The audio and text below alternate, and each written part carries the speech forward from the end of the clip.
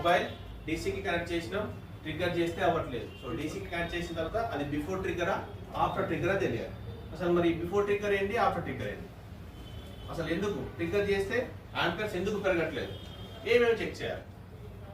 Trigger అవుతుంది, ఎందుకు mobile on అవ్వట్లేదు, అది ఇంకో కాన్సెప్ట్. సో ఇప్పుడు మన కాన్సెప్ట్ ఏంటి, డీసీ కనెక్ట్ చేసినాం, పవర్ బటన్ ప్రెస్ చేస్తే రీడింగ్స్ ఎలాంటి రెస్పాన్స్ లేదు దేంట్లో, డీసీ మెషిన్. ఇక్కడ ట్రిగ్గర్ చేసేది ఎవరు, మనం దేన్ని ప్రెస్ చేస్తున్నాం, పవర్ కీని ప్రెస్ చేస్తున్నాం. పవర్ కీని ప్రెస్ చేస్తే పవర్ కీ ఏం చేయాలి, పవర్ ఐసీని ట్రిగ్గర్ చేయాల్సి ఉంటుంది. అప్పుడు ఏం చేస్తుంది, పవర్ ఐసీ నుంచి వోల్టేజ్ జనరేట్ అవుతూ మిగతా ఐసీస్ అలాగే ఎల్డిఓస్ అన్ని క్రియేట్ అయ్యి అప్పుడు సెట్ అనేది ఆన్ అవుతుంది. అంటే మీన్స్ సిపికి వెళ్ళాల్సిన వోల్టేజ్ వెళ్తాయి, ఈఎంఎంసీఆర్ యూఎఫ్స్కి వెళ్ళాల్సిన వోల్టేజ్ వెళ్తాయి, అప్పుడు మొబైల్ అనేది ఆన్ అవ్వట్లేదు. సో ఇక్కడ మనం పవర్ బటన్ ప్రెస్ చేస్తే ఎలాంటి రెస్పాన్స్ లేదు. పవర్ బటన్ దేనికి కనెక్ట్ అయి ఉంటుందని చెప్పిన, దేనికి కనెక్ట్ అయి ఉంటుంది, పవర్ ఐసీ కనెక్ట్ అయి ఉంటుంది. ఇది బటన్ అనుకుందాం, రైట్. దేనికి కనెక్ట్ అయింది, పవర్ ఐసీ కనెక్ట్ అయింది. ఓకే, ప్రెస్ చేస్తే ఏమవ్వాలి, పవర్ ఐసీ నుంచి వెళ్ళి వోల్టేజ్ రీచ్ అయ్యింది. పవర్ ఐసీ పక్కన మనకి ఇలా కాయిల్స్ ఉంటాయి కదా, ఏం కాయిల్స్ ఇవి, బక్ కాయిల్స్. ఓకే,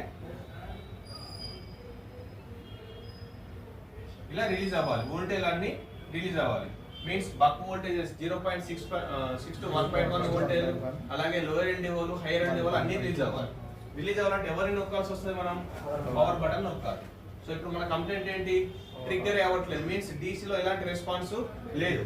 అంటే ఇక్కడ ఈ పవర్ కీ వరకు వోల్టేజ్ రాకపోతే, పవర్ కీ వరకు వోల్టేజ్ రాలేదనుకో, ఇక్కడ మనకు పవర్ ఐసీ యాక్టివేట్ అవుతుందా, అవ్వదు.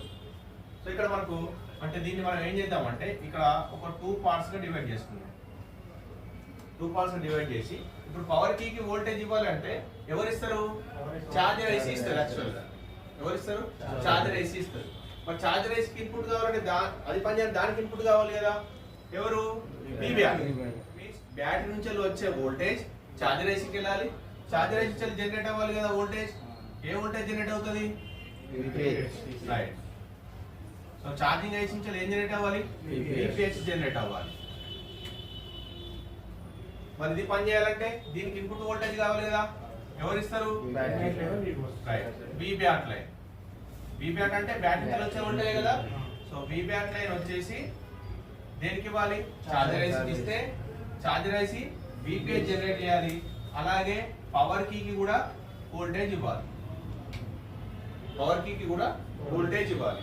ఇక్కడ మన కంప్లైంట్ ఏంటి, డీసీకి కనెక్ట్ చేసినాం, ట్రిగ్గర్ చేస్తే ట్రిగ్గర్ అవ్వట్లేదు.